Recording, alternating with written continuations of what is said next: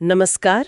आज हम बात कर रहे हैं अकाउंटिंग की दुनिया की एक बहुत ही बुनियादी मगर ज़रूरी चीज़ पर, सामान्य डेबिट और क्रेडिट एंट्रीज। हमारे पास लेखांकन डेबिट क्रेडिट प्रविष्टियों का मार्गदर्शक है से कुछ पॉइंट्स हैं। हाँ। कहते हैं ना कि अकाउंटिंग सिर्फ नंबर्स का खेल नहीं, ये एक कहानी है। बिल्कुल। और जर्नल एंट्रीज मतलब ये डेबिट क्रेडिट की जो लिखा पढ़ी है वही कहानी लिखने का तरीका है। बिल्कुल। तो आज इसी को थोड़ा खोलते हैं, देखते हैं ये एंट्रीज कैसे काम करती हैं। सही कहा। और इसमें दिलचस्प बात ये है, देखो कि ये सिर्फ किताबी ज्ञान नहीं है। यही एंट्रीज असल में बेस है जनरल लेजर का, मतलब जीएल का। अच्छा। और यही पूरी रिकॉर्ड टू रिपोर्ट यानी R2R प्रोसेस की जान है।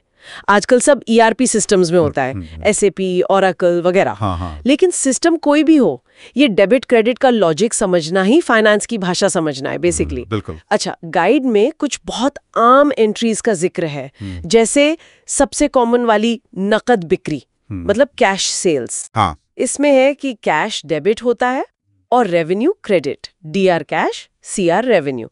ये तो काफी सीधा साधा लगता है ना? हाँ बिल्कुल, मतलब साफ है, बिजनेस में पैसा आया, कैश बढ़ा तो डेबिट, और आपकी कमाई हुई, रेवेन्यू बढ़ा तो क्रेडिट। ये वो क्लासिक ड्यूल एंट्री सिस्टम है, हर लेन देन के दो पहलू। अच्छा, और जब कोई बड़ी चीज खरीदते हैं, मान लीजिए कोई मशीनरी, जिसे PPE कहते हैं, प्रॉपर्टी प्लांट इक्विपमेंट। हाँ, स्थायी संपत्ति। गाइड कहता है संपत्ति डेबिट और bank credit, DR PPE, CR bank, अगर बैंक से पेमेंट हुई। ये रोज के खर्चे जैसा क्यों नहीं मानते इसे? अच्छा सवाल है। देखो, मशीनरी एक संपत्ति है, वो तुरंत खत्म होने वाला खर्चा नहीं। अच्छा। आप इसे सालों साल इस्तेमाल करेंगे, इससे आय कमाएंगे, है ना? हाँ। तो इसे फौरन खर्च दिखाने के बजाय हम इसे बैलेंस शीट पर एक एसेट की तरह दिखाते हैं।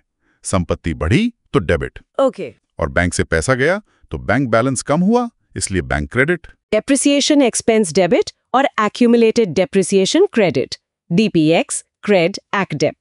इसमें तो कोई कैश आ जा नहीं रहा, फिर ये एंट्री क्यों? ये बहुत बहुत महत्वपूर्ण कॉन्सेप्ट है। ये मैचिंग सिद्धांत पर बेस्ड है। मैचिंग सिद्धांत? हाँ, मतलब जिस संपत्ति से आप आय कमा रहे हैं, उसकी लागत को भी, मतलब उसके इस्तेमाल की कीमत को, उसी समय अवधि में खर्च दिखाना चाहिए। अच्छा, भले ही पैसा ना गया हो। बिल्कुल, भले ही कैश ना गया हो, पर एसेट की वैल्यू तो इस्तेमाल से समय के साथ कम हो रही है ना? हाँ, हो तो रही है। ये एंट्री बस उसी कमी को रिकॉर्ड करती है। और एक बात बताऊं, छोटी कंपनियां अक्सर इसे या तो नजरअंदाज कर देती हैं या कम आंकती हैं। ओह। हाँ, उससे उनका प्रॉफिट कागज पर ज्यादा दिखता है, मगर बाद में टैक्स में या कंपनी के वैल्यूएशन के टाइम दिक्कत आ सकती है। ये तो सोचने वाली बात है। अच्छा, ये तो हुई संपत्ति और आय की बातें, लेकिन जब हम उधार पर कुछ खरीदते हैं, सामान या सर्विस। हाँ, जैसे क्रेडिट पर माल खरीदा। गाइड में एंट्री है एक्सपेंस या इन्वेंट्री डेबिट और अकाउंट्स पेएबल यानी AP credit. Debit expense, credit AP। बिल्कुल सही। यहाँ आपने कुछ पाया, या तो सीधे खर्चा हुआ, या इन्वेंट्री बढ़ी तो वो डेबिट हो गया। ठीक है। लेकिन पेमेंट अभी की नहीं, तो एक देनदारी बन गई, अकाउंट्स पेएबल बढ़ गया, इसलिए वो क्रेडिट। ये दिखाता है कि आपको फ्यूचर में पैसा देना है। और इस AP का मैनेजमेंट कैश फ्लो के लिए बहुत क्रिटिकल होता है असल में। तो ये सारी अलग अलग एंट्रीज, कैश आया, संपत्ति खरीदी, उसकी वैल्यू कम हुई, उधार लिया, ये सब मिलकर आखिर क्या तस्वीर बनाती हैं? देखो, अगर बड़ी पिक्चर देखें तो यही सारी एंट्रीज मिलकर कंपनी की बैलेंस शीट बनाती हैं। Balance sheet? हाँ, बैलेंस शीट क्या दिखाती है कि कंपनी के पास क्या क्या है, एसेट्स, और उस पर किसका हक है, लायबिलिटीज और इक्विटी।